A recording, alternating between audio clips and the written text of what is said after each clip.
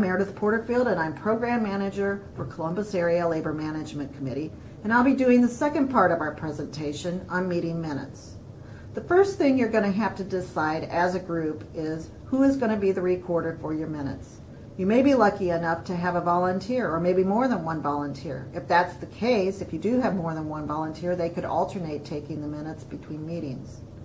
If you're a labor management committee, you could do the same thing in that labor could take the minutes at one meeting, management could take the minutes at the next meeting, and vice versa.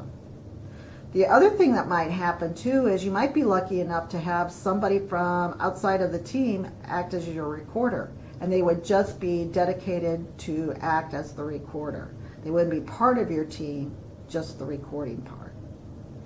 The next thing that you need to decide as a group is how should minutes be approved?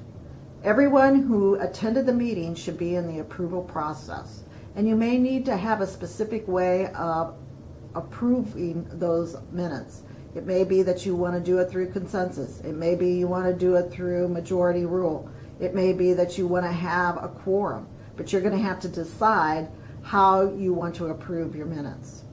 The other thing too is, do you want to approve the minutes through email? It may save you some time at your meeting if you do that. But again, you're going to have to do the parameters on how that's going to be done. You may want to just go ahead and approve them at the meeting, and that's fine too.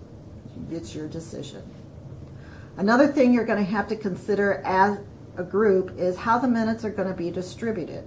If you're going to do it beforehand, what kind of a time frame are you looking at? That's something you need to think about. And who's going to be doing the distribution? Is it going to be the recorder? Is it going to be a meeting leader? Is it going to be a facilitator?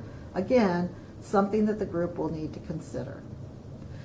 Something else that needs to be considered is, how are you going to share your minutes with your constituents? Or are you going to share your minutes with your constituents? You may want to do it electronically, and if so, does everybody have access to electronic means? You may want to just do a physical location. You may want to do both.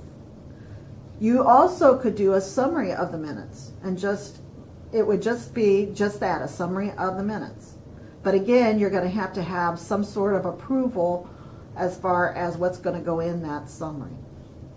The last thing you need to consider is the storage, and this is important, especially for group members in the future. You want something that's for safekeeping. You want something that's accessible so that if they need to refer back to your minutes from before, they can get them.